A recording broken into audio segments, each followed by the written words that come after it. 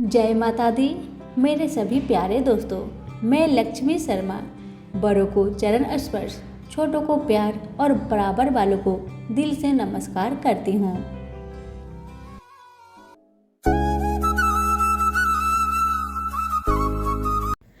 आज आप सभी सुनेंगे सटटीला एकादशी व्रत की 5 प्रमुख कथाएं, जिसके बिना आपका व्रत अधूरा है। इसलिए सभी कथाओं को पूरा सुने और अच्छी लगे तो सभी के पास शेयर करें।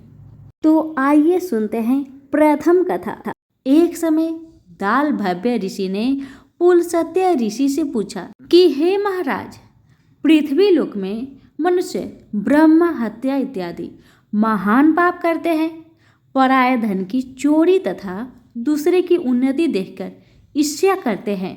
साथ ही अनेक प्रकार के व्यसनों में फंसे रहते हैं, फिर भी उनको नरक प्राप्त नहीं होता। इसका क्या कारण है?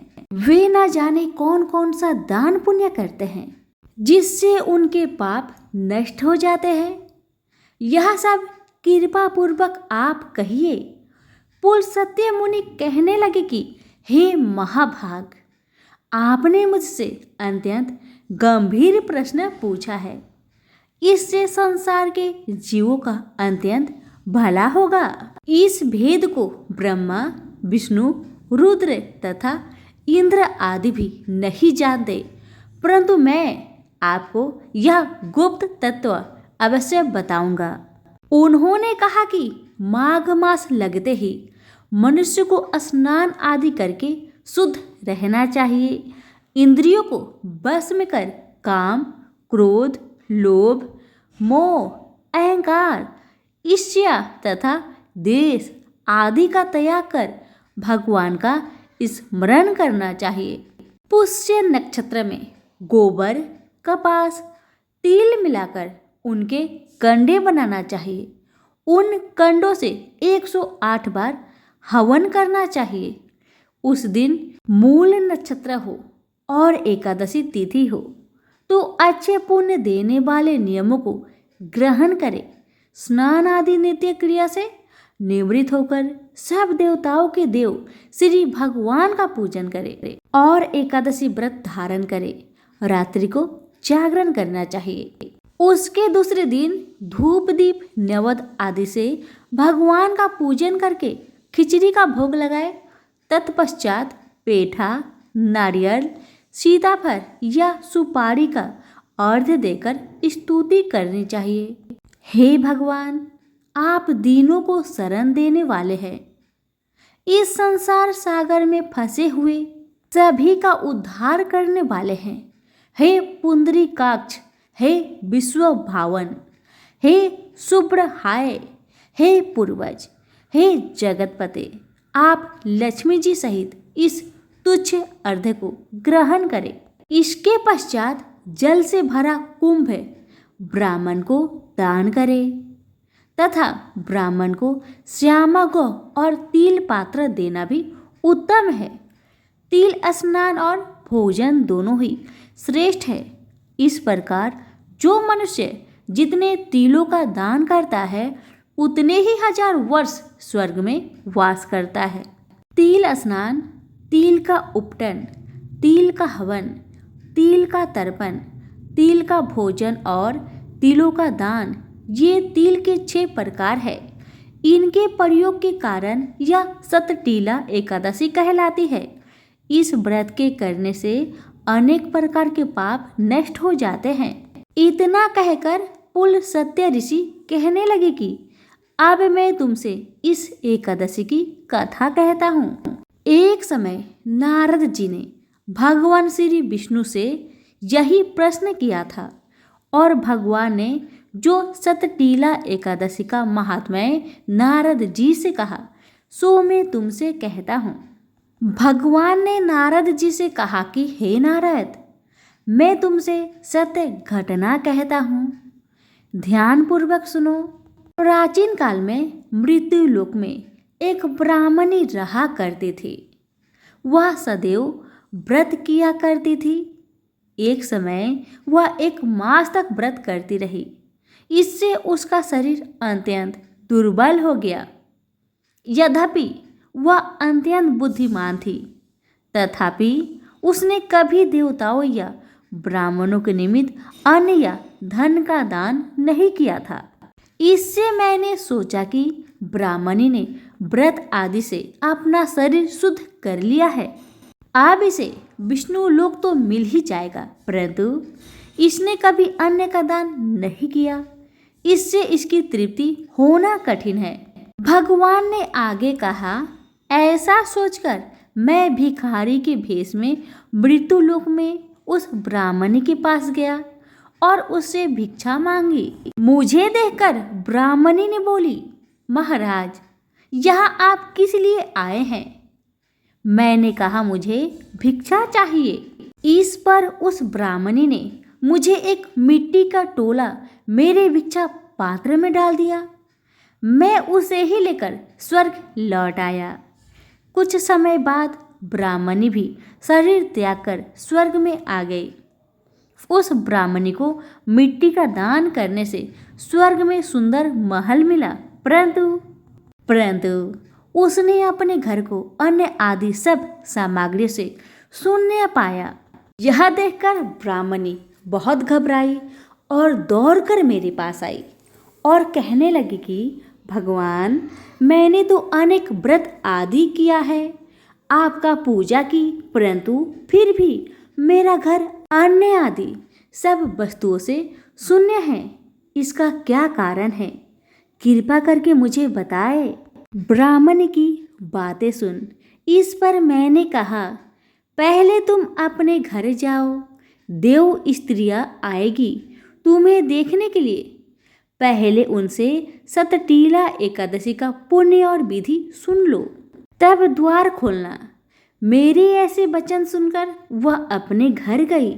जब देव स्त्रियां आई और द्वार खोलने को कहा तो ब्राह्मणी बोली, आप मुझे देखने आई हो तो सतटीला एकादशी का महात्म्य मुझसे कहो। उनमें से एक देव स्त्री कहने लगी कि मैं कहती हूँ। जब ब्राह्मणी ने सतटीला एकादशी का महात्म्य सुना तब द्वार खोल दिया। देवांगनाओं ने उसको देखा कि न तो वह गंधर्वी है और न असुरी है, वरन पहले जैसे मनुष्य है। उस ब्राह्मणी ने उनके कथा अनुसार सतटीला एकादशी का व्रत किया। इसके प्रभाव से वह सुंदर और रूपवती हो गई तथा उसका घर अन्य आदि समस्त सामग्रियों से भर गया। अतः मनुष्य को मूर्खता त्याग कर सतटीला एकादशी का व्रत और लोभ ना करके तेल आदि का दान करना चाहिए। इससे दुर्भाग्य, दरिद्रता तथा अनेक प्रकार के कष्ट दूर होकर मोक्ष की प्राप्ति होती है। सभी प्रेम से बोले, विष्णु भगवान की जय हो। 11 माता का जन्म विष्णु भगवान के शरीर से बद्रीनाथ धाम में हुआ था। माता ने मूल दैत्य राक्षस का वध करके देवताओं की रक्षा की थी। इस पर भगवान विष्णु ने प्रसन्न होकर माता को वरदान दिया था कि देवी, तूने देवताओं की रक्षा की है, इसलिए एकादशी के नाम से तेरी पूजा होगी तथा तेरे नाम लेने से हर प्राणी को मुक्ति मोक्ष मिलेगा। सभी प्रेम से बोले, एकादशी माता की जय हो। आइए सुनते हैं कथा। सभी प्रेम से बोलिए, 11 माता की जय हो। कहानी इस प्रकार है कि एक गांव में एक पति पत्नी रहा करते थे। उनका भी नया नया विवाह हुआ था और पत्नी अपने मायके गई हुई थी। पति भी अच्छे अच्छे कपड़े पहनकर अपने पत्नी को लेने जा रहा था। 11 का दिन था। रास्ते में एक नदी में एक गाय पानी पीते पीते पानी की गहराई में चली गई। अब तो गाय डूबने लगी। तभी उसे वह आदमी दिखाई दिया। गाय ने कहा, भाई मुझे पानी से निकाल दो, नहीं तो मैं डूबकर मर जाऊंगी। उसने कहा, नहीं नहीं, मैं ससुराल जा रहा हूँ, मेरे कपड़े गीले हो जाएंगे, मैं तुम्हें अभी नहीं निकालूंगा। गाय ने कहा, 11 का दिन है, मुझे बचाओगे तो तुम्हें पुण्य मिलेगा। गाय के बहुत कहने पर भी उस आदमी ने गाय को नहीं बचाया। गाय डूबने लगी और डूबते डूबते उस गाय ने उस आदमी को श्राप दिया कि 24 घंटे के अंदर तुम गधा बन जाओगे। इतना कह के गाय डूब गई। अब वह आदमी अपने ससुराल पहुंचा और जल्दी जल्दी अपने पत्नी को ले जाने लगा। ये देखकर ससुराल वाले कहने लगे, दामाद जी इतने दिनों के बाद आए हैं, कुछ दिन तो ठहर जाए। लेकिन दामाद नहीं माना। अपनी पत्नी को सारी कहानी अकेले में सुनाकर अपने पत्नी के साथ जल्दी जल्दी अपने घर को आने लगा। और जैसे ही घर पहुंचा, 24 घंटा बीता, वैसे ही पति गधा बन गया। अब तो दोनों पति पत्नी घर से बाहर निकलना बंद कर दिए थे, क्योंकि पति तो गधा बन गया था। इसी कारण पत्नी दरवाजा खिड़की बंद करके अपने घर में रहा करती थी। जितना भी घर में अनाज था, सारा अनाज कुछ दिन में ही समाप्त हो गया। अब पेट चलाने के लिए घर से बाहर निकलना भी बहुत जरूरी था। तो पत्नी ने अपने पति से कहा, सुनिए जी, मैं घर के बाहर जा रही हूँ, कुछ काम काज करूँगी, कुछ पैसा आएगा तो अनाज लेकर आऊँगी। गधा रूपी पति ने कहा, मैं भी तुम्हारे साथ जाऊँगा। अब गधा और पत्नी दोनों जन साथ साथ घर के बाहर निकल पड़े काम की खोज में। चलते चलते एक ऐसा गांव में पहुंचते हैं जहां पर वहां के राजा एक कुआं खुदवा रहे थे।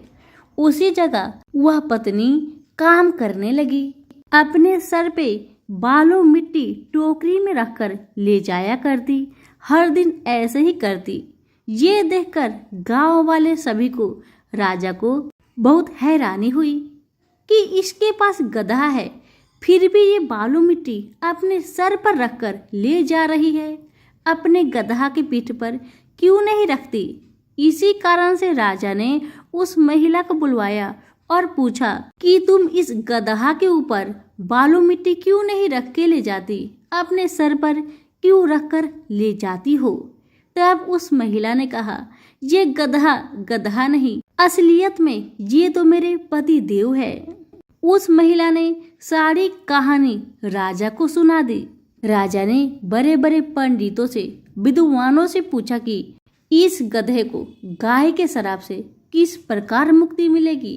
तब सभी विद्वानों ने कहा, जो कोई भी 11 का व्रत करता हो और अपने 24/11 का व्रत का फल इसे दे दे तो ये गधा फिर से इंसान बन जाएगा। अब राजा ने पूरे गांव में ढिंढोरा पिटवा दिया कि जो भी लोग 11 का व्रत करते हैं वो मेरी महल में आ जाए, उसे बहुत सारा धन दौलत और अनेकों इनाम दिया जाएगा।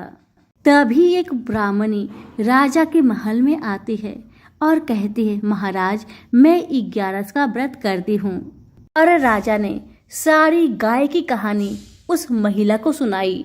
तो उस महिला ने कहा, ठीक है महाराज, मैं अपनी 24 एकादशी का व्रत का फल इस गधे को दे दूंगी। और उस महिला ने हाथ में जल लेकर, एकादशी माता का नाम लेकर, संकल्प करके उस पानी को जैसे ही उस गधे पे छींटा मारा, वैसे ही वो गधा पुनः इंसान बन गया। यह देखकर दोनों पति पत्नी बहुत खुश हुए और राजा ने भी अपने पूरे नगरी में ढिंढोरा पिटवा दिया कि सभी लोग 11 का व्रत करें। और राजा भी 11 का व्रत करने लगे और 11 के व्रत के प्रभाव से सभी नगर वाले राजा सुखी रहने लगे। यहीं पर हमारी 11 माता की कथा समाप्त हुई। सभी प्रेम से बोलिए, 11 माता की जय हो। पौराणिक काल में एक लड़की थी जिसका नाम था वृंदा। राक्षस कुल में उसका जन्म हुआ था। वृंदा बचपन से ही भगवान विष्णु जी की परम भक्त थी।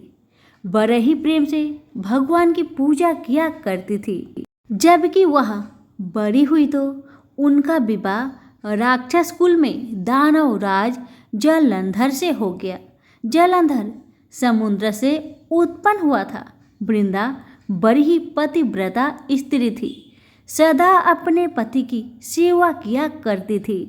एक बार की बात है, जब देवताओं और दानवों में युद्ध हुआ, तब जलंधर युद्ध पर जाने लगे तो वृंदा ने कहा, स्वामी आप युद्ध पर जा रहे हैं, आप जब तक युद्ध में रहेंगे मैं पूजा में बैठकर आपकी जीत के लिए प्रार्थना करती रहूंगी, और जब तक आप वापस नहीं आते मैं अपना संकल्प नहीं छोड़ूंगी।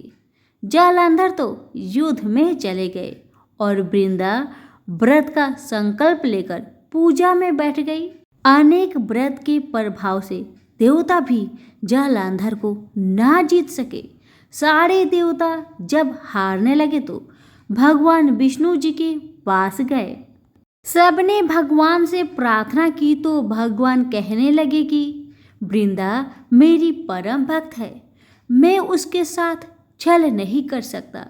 पर देवता बोले, भगवान दूसरा कोई उपाय भी तो नहीं है, अब आप ही हमारी मदद कर सकते हैं। तब भगवान ने जलंधर का ही रूप रखा और वृंदा के महल में पहुंच गए। जैसे ही वृंदा ने अपने पति को देखा, वे तुरंत पूजा में से उठ गई और उनके चरण को छू लिए। जैसे ही उनका संकल्प टूटा, युद्ध में देवताओं ने जलंधर को मार दिया और उसका सिर काट कर अलग कर दिया। उनका सिर वृंदा के महल में जा गिरा। जब वृंदा ने देखा कि मेरे पति का सिर तो कटा पड़ा है, तो फिर ये जो मेरे सामने खड़े हैं ये कौन है? तब वृंदा ने पूछा, आप कौन हैं जिसका स्पर्श मैंने किया? तब भगवान अपने असली रूप में आ गए और वे कुछ ना बोले। अब वृंदा सारी बात समझ गई। उन्होंने भगवान को श्राप दिया कि आप पत्थर के हो जाओगे। भगवान तुरंत पत्थर के हो गए। सभी देवतागण हाहाकार करने लगे। लक्ष्मी जी रोने लगी और प्रार्थना करने लगी। तब वृंदा जी ने भगवान को वापस वैसा ही कर दिया और अपने पति का सिर लेकर वे सती हो गई। उनकी राख से एक पौधा निकला। तब भगवान विष्णु जी ने कहा, आज से इसका नाम तुलसी है और मेरा एक रूप इस पत्थर के रूप में रहेगा, जिसे शालिग्राम के नाम से तुलसी जी के साथ ही पूजा जाएगा। और मैं बिना तुलसी जी के प्रसाद स्वीकार नहीं करूँगा। तब से तुलसी जी की पूजा सभी करने लगे और तुलसी जी का विवाह शालिग्राम जी के साथ कार्तिक मास में किया जाता है। तो सभी मिलकर बोले, श्री कृष्ण भगवान की जय। एक समय की बात है, अर्जुन का मन में कुछ सवाल आया तो उन्होंने कृष्ण से पूछा कि हे केशव, मैं संन्यास एवं त्याग के तत्व पृथक पृथक जानने की इच्छा करता हूँ। अर्जुन की बात सुनकर भगवान श्री कृष्ण बोले, हे पार्थ, कामना वाले कर्मों को त्याग को ज्ञानी लोग संन्यास मानते हैं और अज्ञानी पुरुष फल के त्याग को त्याग कहते हैं। कोई पंडित कर्म को दोष युक्त जानकर त्यागना ठीक कहते हैं। कोई यज्ञ, दान, तप आदि कर्मों को छोड़ने के योग बताते हैं। हे भारत, त्याग के विषय में मेरा ऐसा मत है कि त्याग 3 प्रकार के हैं। यज्ञ, दान, तप आदि कर्मों को नहीं त्यागना चाहिए। ये सब कर्म अवशिष्ट और फल को त्याग कर करने चाहिए। मेरा निश्चय मत यही है जो सर्वोत्तम है। अपने नियमित कर्मों का त्यागना उचित नहीं है।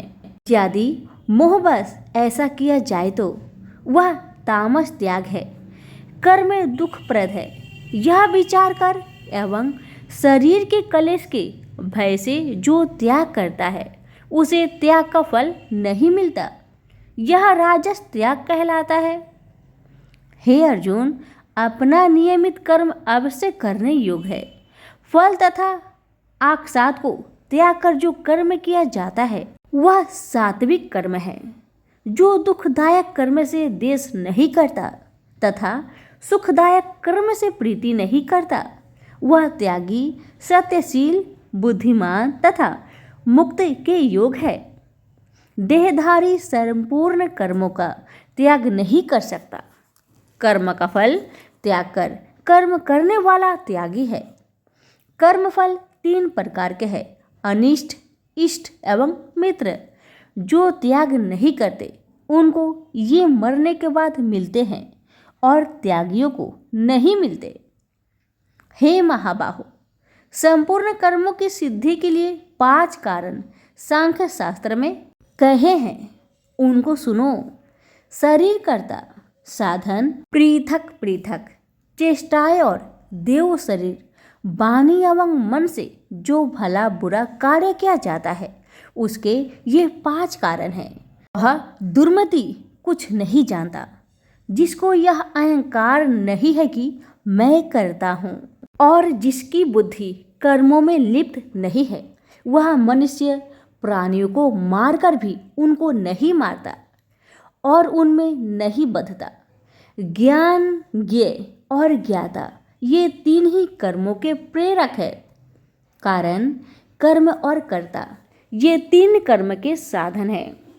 सांख्य शास्त्र में ज्ञान, कर्म और कर्ता ये तत्ववादिक गुणों के भेद 3 प्रकार के हैं।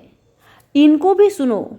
जब भिन्न भिन्न प्राणियों में एक अविनाशी अविभक्त सत्ता जो दिखता है वह ज्ञान स्वास्तिक कहलाता है। जिस ज्ञान से प्राणियों में नाना प्रकार की सत्ता दिखाई देती है उसको राजस ज्ञान जानो। ऐसा ज्ञान जिससे बिना कारण और सर्वार्थ के जाने एक ही कार्य में लगा रहे हैं वह अल्प और तामस है। फल की इच्छा ना करके जो नित्य कर्म संग देश को त्याग कर किया जाता है, जो फल की इच्छा एवं अहंकार से बड़े यत्न से किया जाता है वह राजस कर्म है। जो कर्म परिणाम धन का खर्च, दूसरों की पीड़ा और अपना पुरुषार्थ न जानकर मोहवश किया जाता है वह तामस कर्म कहलाता है। संग से रहित अहंकार, धैर्य और उत्साह युक्त सिद्ध व असिद्धि में समान रहता है वह सात्विक कर्म कहलाता है। गुण की तरह बुद्धि और धर्म के भी 3 भेद हैं, जो बुद्धि, प्रवृत्ति, निवृत्ति, कर्तव्य, अकर्तव्य, भय, अभय और बंधन मोक्ष को जानता है वह सात्विकी है। हे पार्थ, जिससे धर्म, अधर्म और कर्तव्य, अकर्तव्य का ठीक निश्चय नहीं होता वह राजसी है। जिस अज्ञान से ढकी बुद्धि करके मनुष्य अधर्म को धर्म मानता है वह तामसी है। जो कथा प्रसंग से फल की इच्छा करता है, जो धर्म अर्थ काम को धारण करता है वह राजसी वृत्ति है। जो मूर्ख निंद्रा, भय, शोक, विषाद एवं मद को नहीं त्यागता वह तामसी वृत्ति का है। अब 3 प्रकार के सुखों को सुनो। जिसका योगा अभ्यास में चित्त रहता है उसके दुख का अंत हो जाता है। सुख सात्विक है, आरंभ में विष के समान और अंत में अमृत के तुल्य होता है। सुख आरंभ में अमृत तुल्य, अंत में विष के तुल्य विषयों और इंद्रियों को संयोग से होता है, उसे राजसी सुख कहते हैं। जो सुख आदि और अंत दोनों में मनुष्य को मोह में फंसाता है और जो आलस्य तथा परमोद से उत्पन्न होता है वही तामस सुख है। सम, दम, तप, पवित्रता, क्षमा, नम्रता, ज्ञान, अनुभव और परलोक में श्रद्धा ये ब्राह्मणों के स्वाभाविक सिद्ध कर्म है। बहादुरी, तेजस्विता, धैर्य, चतुराई, युद्ध, स्थिरता, उदारता और प्रभुता, ये क्षत्रियों के स्वाभाविक कर्म है। खेती, गौ रक्षा स्वाभाविक कर्म है। जो लोग अपने अपने गुणों और प्रवृत्तियों के अनुसार कर्म करते हैं उनको सिद्धि प्राप्त होती है, और जिसने सब जगत का विस्तार किया है उस ईश्वर को अपने कार्य के द्वारा आराधना करके मनुष्य सिद्धि को पाता है। दूसरे उत्तम कर्म से अपना निज कर्म ही श्रेष्ठ है। सर्वत्र आक्षित को छोड़ने वाला आत्मा, जीतने वाला इच्छा रहित मनुष्य संन्यास के द्वारा सर्व कर्म निवृत्ति रूप परम सिद्धि को पाता है। वह फिर कैसे ब्रह्म को प्राप्त होता है? सो मुझसे सुनो, यही इस ज्ञान की परनिष्ठा है। शुद्ध बुद्धि से युक्त होकर धृति द्वारा इस मन को बस में लाकर शब्द आदि विषयों को छोड़कर राग देश से रहित होकर एकांत में रहने वाला, मिताहारी वाणी और मन को जीतने वाला, नित्य ध्यान युक्त और वैराग्य, अहंकार, बल, घमंड, काम, क्रोध तथा परिग्रह छोड़कर ममताहीन और शांत मनुष्य ब्रह्म भाव के योग होता है। व्रत को प्राप्त हुआ पुरुष दत्तचित होकर शोक व अभिलाषा को नहीं करता और जीव मात्र में समदर्शी होकर मुझसे परम भक्ति पाता है। इस प्रकार ज्ञानी सदैव मुझ में निवास करने वाले सब कर्मों को भोग करता हुआ मेरी अनुग्रह से अविनाशी सनातन मोक्ष पद को प्राप्त होता है। तत्पश्चात तत्व से मुझे जानकर फिर मन मुझ में प्रवेश करता है। सावधानी से अपना मन मुझ में स्थिर कर और सब कर्मों को मुझ में अर्पण कर बुद्धि योग के अक्षय से निरंतर अपने चित्त को मुझ में लगाओ। मेरे में चित्त लगाकर मेरी कृपा से दुर्गम कष्टों से तर जाओगे। यदि अहंकार से मेरी बात सुनोगे तो नष्ट हो जाओगे। यदि अहंकार का आश्रय लेकर युद्ध नहीं करूंगा ऐसा मानते हो तो यह तुम्हारा निश्चय झूठा है, क्योंकि स्वभाव तुम्हें युद्ध करवाएगा। हे कौतन्य, जिस कर्म को तू अब मोह से करना चाहता है उसे अपनी स्वाभाविक कर्म से बंधा हुआ बेबस होकर करेगा। हे अर्जुन, जीवों के हृदय में स्थिर ईश्वर उनको माया से भ्रमा रहा है, मानो सब यंत्र पर चढ़े हैं। हे भारत, सब भावों में उसी की कृपा से परम शांति एवं मुक्ति को पाओगे। यह गूढ़ ज्ञान मैंने तुमसे कहा है, इसे भली भांति विचार कर जैसा चाहते हो वैसा ही करो। अब तू सबसे गूढ़ वचन भी सुन, क्योंकि तू मेरा परम मित्र है। इससे तेरे हित ही कहूँगा। मेरे में मन लगाओ, मेरे ही भक्त हो, मेरे ही यज्ञ करो और मेरा ही नाम जपो। सब धर्मों को छोड़कर मेरी शरण में आओ, मैं तुम्हें सब पापों से छुड़ा दूंगा। यह मेरा रहस्य ऐसे पुरुष से जो तप न करता हो, मेरा भक्त ना हो, कभी भी नहीं कहना चाहिए। जो इस परम गुप्त ज्ञान को मेरे भक्तों में प्रकट करेगा वह मेरी परम भक्ति को पाकर अंत में निश्चय ही मुझ में लीन हो जाएगा। इस धर्म संवाद को जो कोई पढ़ेगा उसे मैं समझूंगा कि उसने ज्ञान यज्ञ से मेरी पूजा की। जो श्रद्धावान पुरुष दोष ढूंढे बिना इसको सुनेगा वह भी मुक्त होकर पुण्य आत्माओं को मिलने वाला शुभ लोक को प्राप्त होगा। हे पार्थ, तुमने एकाग्रचित से मेरे कहे हुए उपदेश को सुना या नहीं? हे धनंजय, तुम्हारा अज्ञान से उत्पन्न हुआ मोह नष्ट हुआ या नहीं? अर्जुन ने कहा, हे भगवान, आपकी कृपा से मेरा मोह नष्ट हो गया और स्मृति जागृत हुई है। अब मैं निस्संदेह आपकी आज्ञा पर स्थिर हूँ और जैसा आपने कहा है मैं वैसा ही करूँगा। संजय बोले, हे धृतराष्ट्र, मैंने महात्मा वासुदेव और अर्जुन का यह प्रेरणा देने वाला अद्भुत संवाद सुनाया। व्यास जी की कृपा से साक्षात योगेश्वर श्री कृष्ण के मुख से इस परम गुहा संवाद को मैंने सुना है। हे राजन, श्री कृष्ण और अर्जुन के इस अद्भुत पुण्य कारक संवाद को स्मरण करके मन बार बार प्रसन्न होता है। श्री कृष्ण भगवान के उस अद्भुत रूप को स्मरण करके मुझे बड़ा ही विस्मय होता है। हे राजन, मैं बारंबार प्रसन्न होता हूँ। मेरी ऐसी धारणा है कि जहाँ योगेश्वर भगवान श्री कृष्ण है और जहाँ पार्थ जैसा धनुधर है, वहीं राजलक्ष्मी, विजय, ऐश्वर्य और अटल नीति है। सभी प्रेम से बोले श्री कृष्ण भगवान की जय, गणेश भगवान की जय। कथा। एक गांव में एक बहुत ही साधारण आदमी रहता था। उसे गणेश जी पर बहुत विश्वास था।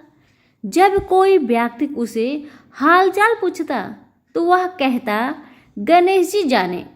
उस गांव में गणेश जी का एक छोटा सा मंदिर था। उन्हें उन पर पूरा विश्वास था।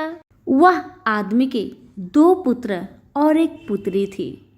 जब पुत्री की शादी किया तो उस साधारण आदमी ने साहूकार से कुछ कर्जा लिया। इसी तरह से समय बीतने लगा। कुछ समय बाद बेटा ने अपने पिता से कहा, पिताजी ये पैसा लीजिए और ये पैसा लेकर साहूकार को दे दीजिए ताकि आपको कर्ज से मुक्ति मिले। उस आदमी ने जाकर साहूकार से कहा, यह लीजिए साहूकार जी, आपका पैसा जो आपने मेरी बिटिया की शादी में दी थी।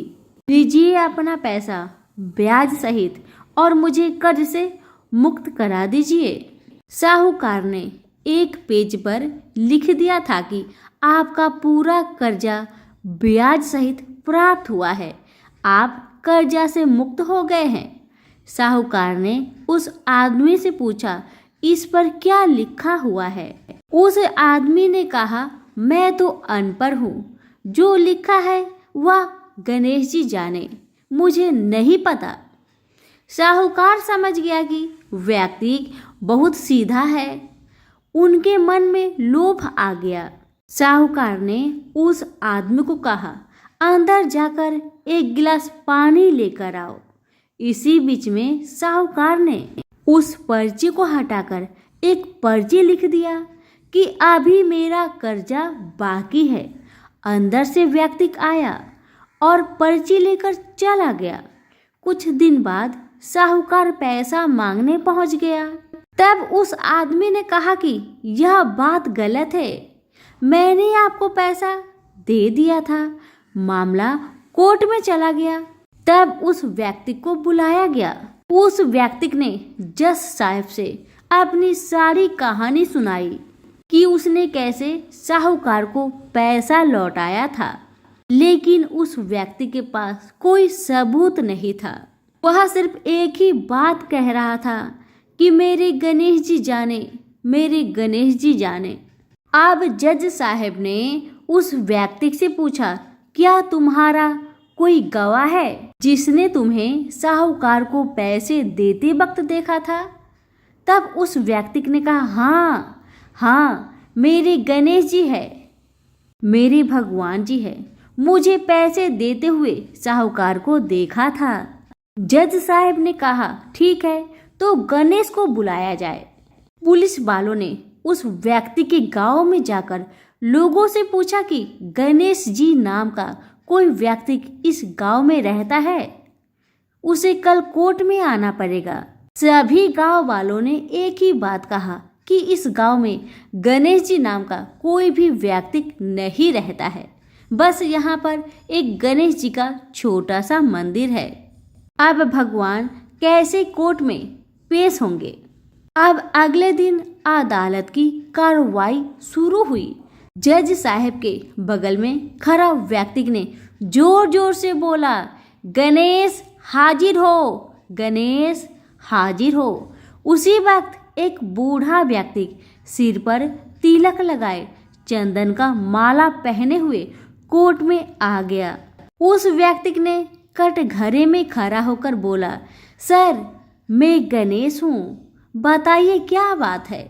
जज साहब ने गणेश से पूछा, क्या आप इस व्यक्ति को साहूकार को पैसे देते हुए देखा था? तब गणेश जी ने बोला, हाँ जज साहब, मेरे ही सामने इस व्यक्ति ने साहूकार को पूरे पैसे ब्याज समेत दे दिया था। आप साहूकार को यहाँ पर रोकिए और किसी व्यक्ति को साहूकार के घर भेजिए। साहूकार के घर में अलमारी नंबर 3 में एक फाइल है। उस फाइल के 22वें पेज पर वही पर्ची रखा हुआ है जिसमें लिखा है कि यह व्यक्ति ने ब्याज समेत पैसा दे दिया था। बूढ़ा व्यक्ति इतना कहकर वहां से चला गया। कुछ देर बाद सिपाही वापस आया और जज साहब को एक पर्ची दी। यह पर्ची जिसमें लिखा हुआ था कि पूरा पैसा ब्याज समेत मिल गया। जज साहब ने कहा, गणेश कहाँ गया, उनको बुलाया जाए। अब तो गणेश जी कहीं दिखाई नहीं दिए। अगले दिन जज साहब उस व्यक्ति के गांव में गया। पूरे गांव की छानबीन कर ली, पर कहीं भी वह वृद्ध आदमी इस गांव में नहीं मिला। जज साहब को समझने में देर नहीं लगी कि वह वास्तव में गणेश भगवान ही थे। जज साहब उसी वक्त अपने पद से इस्तीफा दे दिए। जज साहब भारत के सभी मंदिरों में घूम घूम कर उसके दरबार पर मिट्टी को अपने सिर में लगाते थे। इसी मंदिर में कभी बैठते ही नहीं थे, क्योंकि जज साहब कहते थे कि हमने भगवान को अदालत में बुलाकर खड़ा किया था, फिर मैं किसी मंदिर में कैसे बैठ सकता हूँ। इस तरह जज साहब काफ़ी बदल गए और गणेश जी की बहुत बड़ा भक्त बन गए। तो सभी प्रेम से बोलिए, गणेश भगवान की जय हो।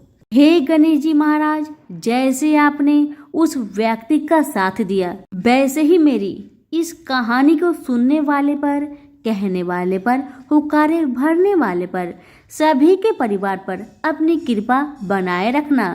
तो फिर से बोले गणेश जी महाराज की जय। कथा पसंद आने पर लाइक शेयर जरूर करें और कमेंट बॉक्स में गणेश भगवान की जय अवश्य लिखें। धन्यवाद।